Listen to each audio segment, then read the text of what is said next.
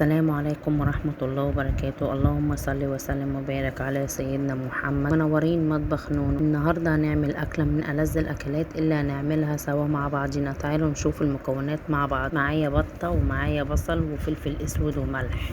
همسك البصل، هحط البصل في الطبق وهقوم حاطه ملح وفلفل اسود وهفركهم لحد ما ينزلوا ميتهم جامد، وهحط ورق رورو وهمسك هفركهم جامد لحد ما ينزل ميتهم. هقوم متبله البطه. انا نقع البطه بمحلول النقع بقالها ساعتين في محلول النقع. هنزل بالمكونات بتاعت صينيه البطه. معانا زيت وسمنه، 2 بصله، معلقه كبيره توم، فلفل حار، ومعانا حته ليا، ومعانا بقى التوابل ملح وفلفل اسود، 2 مرقه وورق رورو وفلفل اسود وحبهان ومعلقه كبيره كزبره ناشفه، نص معلقه صغيره سكر، ومعلقه كبيره صلصه، ومعايا 4 طماطمات ضربهم في الخلاط ومصفياهم من التفل.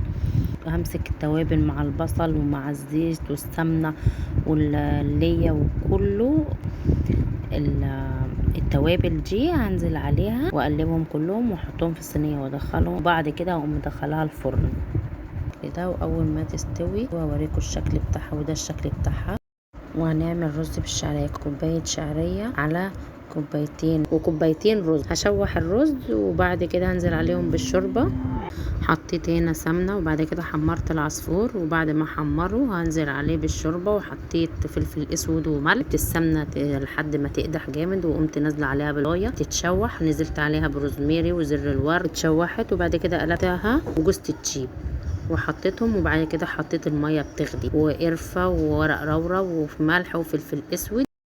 وهنا حطيت شوربه في الحله وعملت الملوخيه. حطيت الاول مرق الدجاج وحطيت سنه سكر وحطيت الشوربه زي ما انا بقلبها كده، وهعمل لها الطشه. وهنا حطيت معلقتين سمنه وحطيت معاهم حته ليا مقطعاها حتت صغيره، وبعد كده شوحتهم وحطيت معلقه توم كبيره وحمرتها، وبعد كده نزلت عليها بمعلقه ونص صغيره كزبره لحد ما يصفروا، وقمت طشه الملوخيه. متنسوش تعملوا لي لايك وشير وسبسكرايب كده. بعد ما خلصنا وصفتنا بتاعت النهارده، وده الشكل النهائي لاكلتنا. اتمنى تجربوها وتقولوا لي رايكم في الكومنت. استنوني الفيديو الجاي بوصفه جديده ان شاء الله. سلام عليكم.